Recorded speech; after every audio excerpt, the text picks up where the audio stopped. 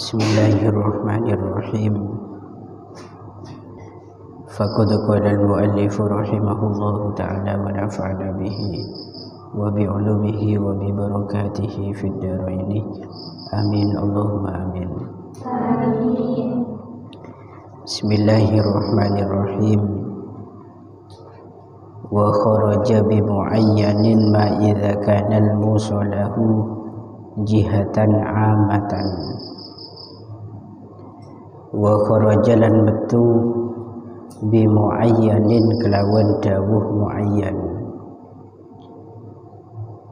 Apa ma masalah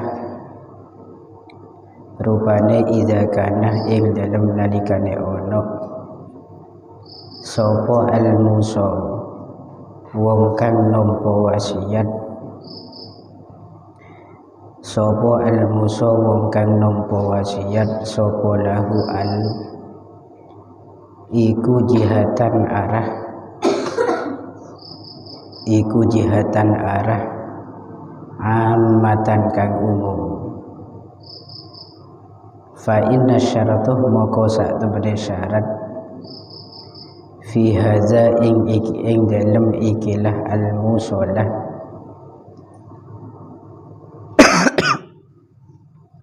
iku alla takuna yen to ora ono apa al-wasiyatu wasiat iku jihata maksiatin arah-arai maksiat, iku jihata maksiatin arah-arai maksiat. Contone ka'imarati kanisatin kaya ngerameaken gereja, ka'imarati kanisatin kaya ngerameaken gereja mim muslimin saking wong Islam, mim muslimin saking wong Islam au kafirin utawa wong kafir. Tujuane lita'abudi krana ginawe ibadah, lita'abudi krana ginawe ibadah fiha ing dalem kanisah, fiha ing dalem kanisah. Bismillahirrahmanirrahim. Wa kharaja bi muayyanin ma idza kana al-musalahu jihatan amatan.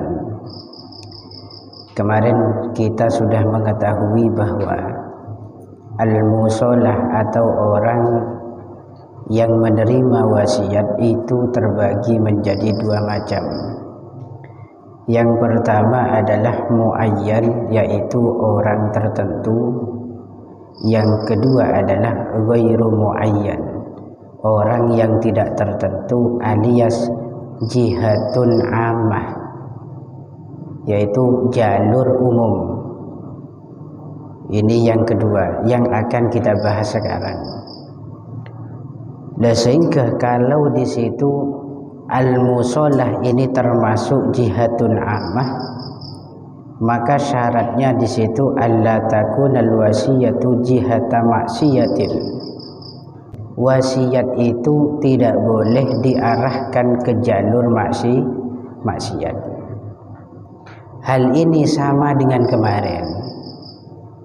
Kemarin orang yang menerima wasiat kemudian di situ muayyan, berarti tertentu pada perorangan, maka syaratnya harus bukan orang yang maksiat seperti orang kafir, kemudian orang yang membunuh, itu kan termasuk orang yang maksiat, itu tidak boleh. Sama dengan itu untuk penerima wasiat yang jihah ammah atau jalur umum, itu syaratnya tidak boleh mengarah kepada persoalan-persoalan maksiat. Alasannya kenapa? Karena di situ li'annal qasda minal wasiyah tadaruku ma fata minal ihsan fi halil hayat. Tujuan daripada diadakan wasiat itu adalah untuk memperbaiki amalan-amalan kebaikan kita yang dulu belum bisa kita laksanakan di waktu hidup. Karena yang diberikan wasiat itu kan secara bahasa bimaknal isol, menyambung. menyambung kebaikan akhirat dengan kebaikan dunia, atau menyambung kebaikan dunia dengan kebaikan akhirat, sehingga mayit itu ketika sudah meninggal maka masih ada amalan yang tetap mengalir pahalanya kepada dirinya. Wa idan tafatul maksiyah fala farqa baina ayyudhira fiha qasdul qurbah. Itu dalam hasyiahnya.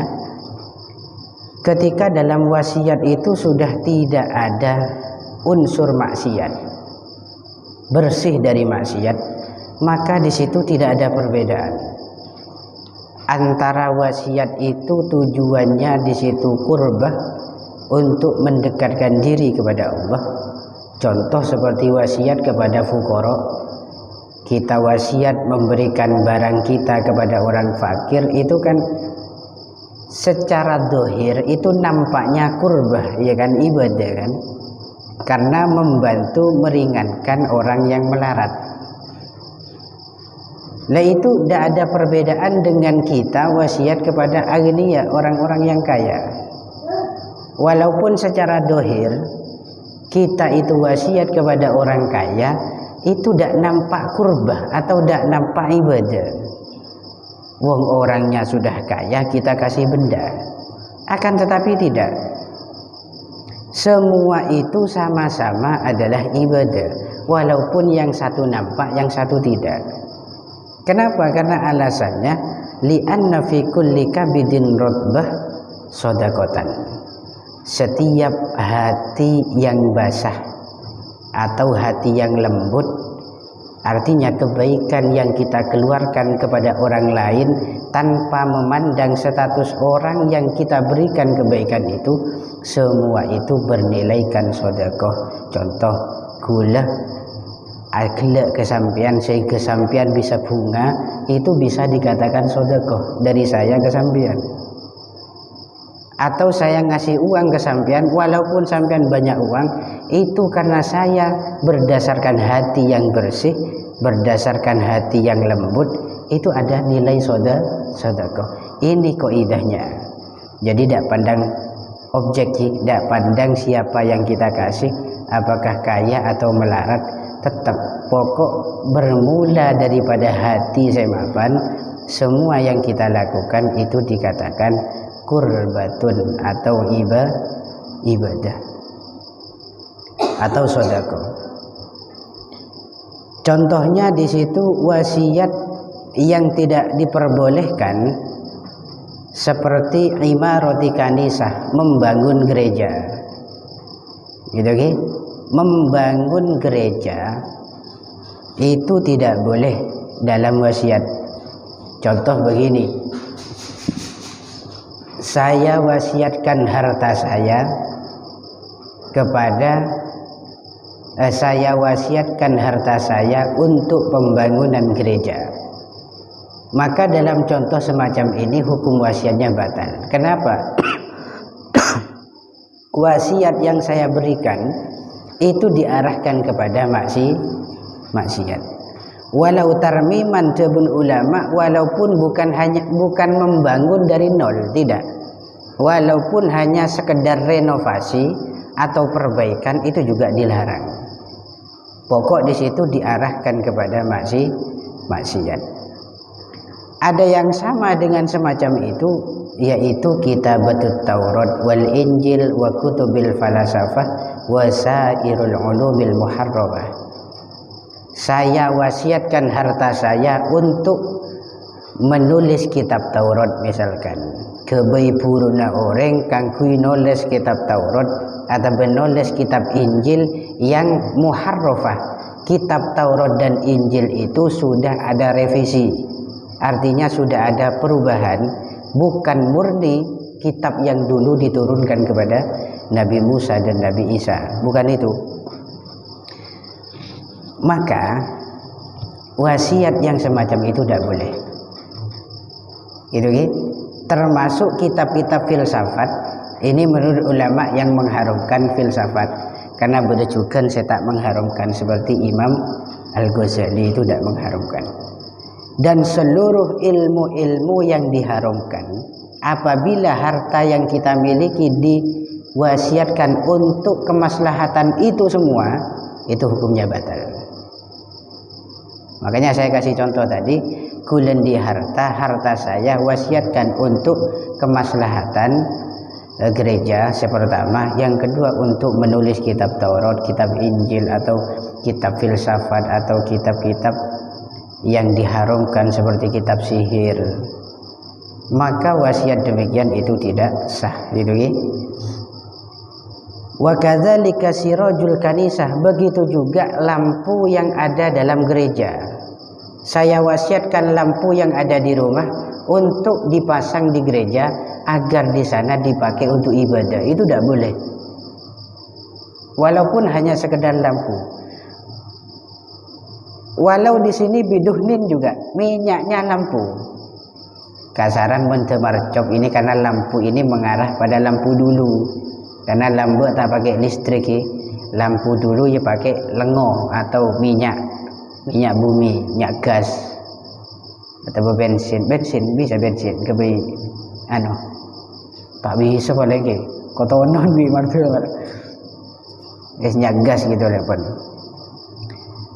Kita mewasiatkan minyak saja untuk lampu yang akan digunakan di gereja.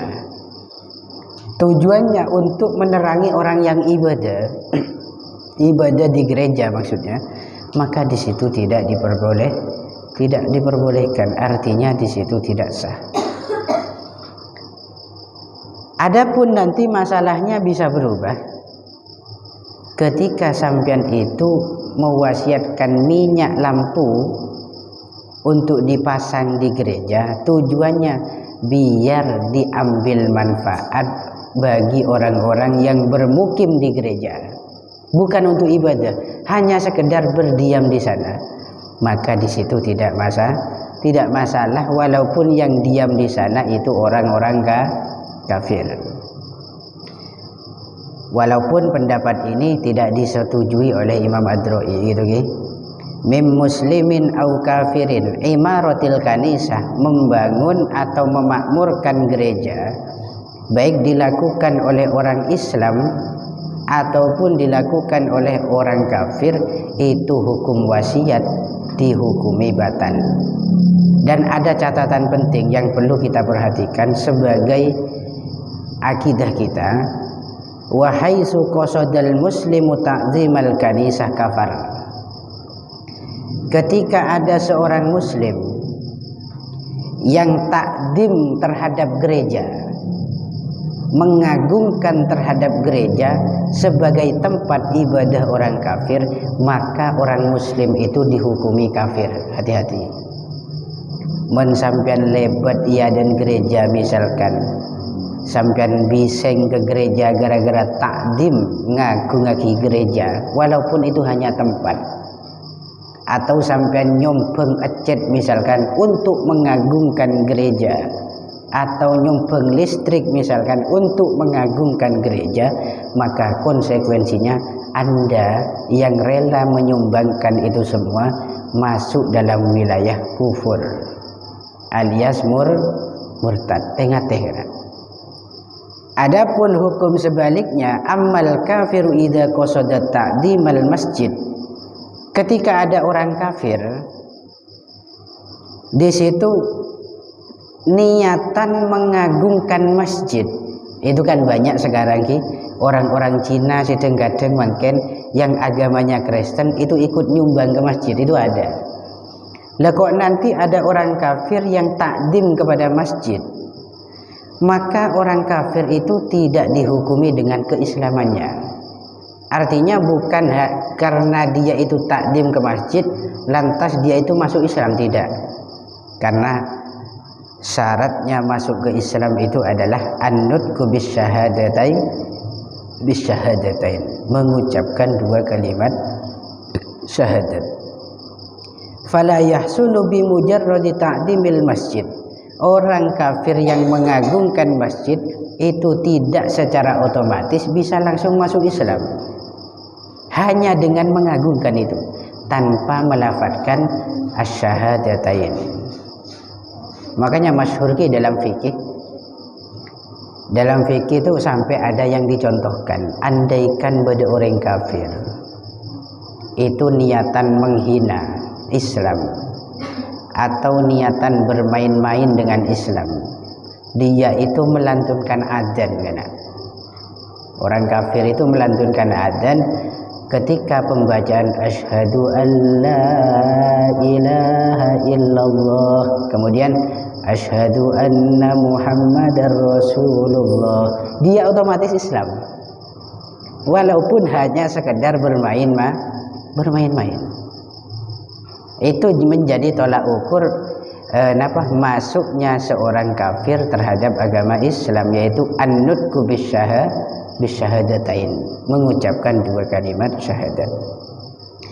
Akan tetapi bihilafir riddah, dabun ulama, berbeda dengan urusan murtad. Fa innaha tahsulu bi mujarradi ta'dimil kanisah. Murtad itu bisa terjadi hanya dengan mentakdimi gereja saja. Sehingga tengah pernyataan ulama ini tidak menyuruh sampean itu menghina gereja, tidak. Misalkan sampean punya pemikiran begini, oh berarti kalau saya itu takdim ke gereja berarti saya kafir, murtad, berarti gereja harus kita hina, tidak boleh. Ini bukan mafhum mukhalafahnya. Artinya kita tidak boleh menghina gereja, juga tidak boleh mengagungkan gereja. Mengagungkan gereja itu masalah besar, menghina pun juga masalah besar. Kita tugasnya yuwespakun, teguhkan keimanan di hati kita dan sebarkan toleransi, gitu ya. Litta'abbudi fiha. Kata tadi orang yang wasiat untuk memakmurkan gereja itu hukum wasiatnya batal apabila tujuan memakmurkan itu litta'abbud, agar supaya gereja itu bisa digunakan ibadah, itu yang batal. Yang enggak batal itu apabila sampean itu memakmurkan gereja biar digunakan singgah orang-orang yang lewat di depan gereja, itu tidak masalah. Contoh begini, engkau nyombeng wasiat harta saya untuk gereja, misalkan di situ nyombeng atak nih kesabut ya dan gereja, tujuannya apa? Biar nanti orang-orang yang lewat depan gereja bisa singgah di sana untuk beristirahat di sana, bukan untuk beribadah tapi hanya untuk beristirahat. Jika demikian itu boleh, wasiatnya di situ sah, gitu ya, karena bukan untuk ibadah. Walaupun toh pada kenyataannya yang singgah di tempat itu hanyalah orang-orang kafir, itu tidak masalah. Karena di sini li annaha laysat kanisatan fil haqiqat, tebun ulama, gereja itu tidak digunakan untuk ibadah, hanya sekedar tempat singgah atau tempat istirahat, maka gereja itu hakikatnya bukan gereja. Gitu, hakikatnya bukan gereja, walaupun secara masyhur orang itu menyebutkan itu gereja. Karena wala asara li tasmiyatiha kanisatan hina idan, tidak ada pengaruh nama itu gereja atau di situ pura atau yang lainnya, pokok tidak digunakan ibadah, itu tidak mempengaruhi hukum. Artinya kita wasiatkan untuk itu semua. Apabila tidak digunakan ibadah, wasiat kita itu hukumnya sah, karena ya bukan maksiat, kalau cuma tempat singgah saja. Wa tasihhul wasiyatu fi sabilillahi ta'ala wa tusrafu lil guzati wa fi ba'din nusakh wallahu a'lam bishawab. Al-Fatihah. Bismillahirrahmanirrahim. Alhamdulillah. Shirahul ladzina